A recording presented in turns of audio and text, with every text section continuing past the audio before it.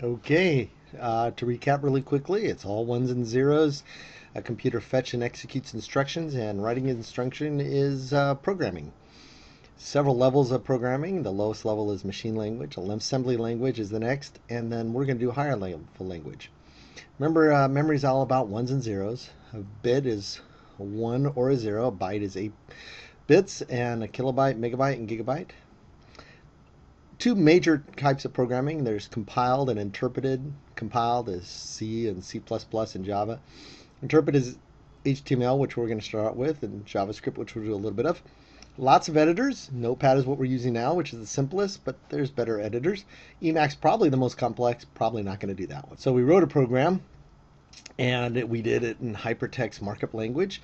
Remember that commands are always enclosed in those brackets, and that you should open and close a command. And HTML is all about a document. So every document should start with this doc type HTML, which means we're going to use HTML version 5. Start of our code should have a head with a title and then the body. Now, what we haven't talked about is that there's other commands. A is anchor.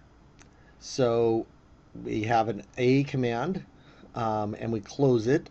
And one of the parameters of that A command is a reference. For example, www.mysite.com.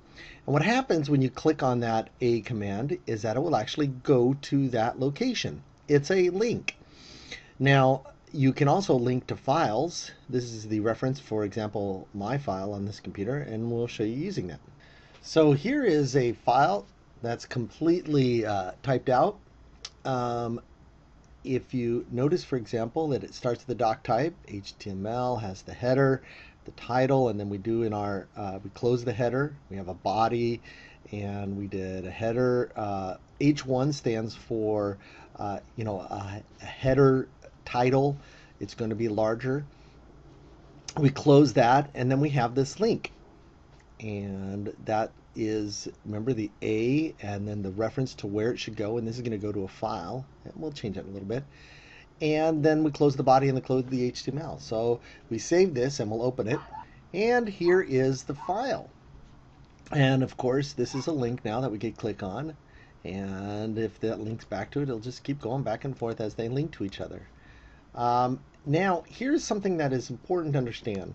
If we don't close something, for example, if we deleted this H1 here, we didn't close that, then it would assume that everything that follows is in that same style. So if I save this and refresh, you see that it's still in that same style because it says, oh, you want this style of type, and we'll just make everything that way. So that's why we close things. By closing this, it changes it back to the default style. The other thing that we're going to talk about in the next video, and you could play around with this, play around with the title, play around with linking different stuff. In fact, let's do a really quick link here. Remember, after the A there, we could say another link, and we could say that what I want you to link to, and these are quotes, is Google. And the browser will do as best it can to get to there. Everything in between these brackets is what will be the actual link. Okay, so the browser is going to do its best as it can to find out what google.com is, and it shouldn't have any problem with that. This is Google.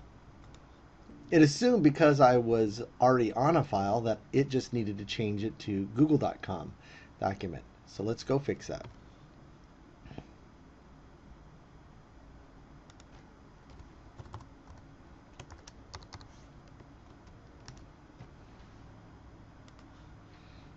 Okay, we'll refresh.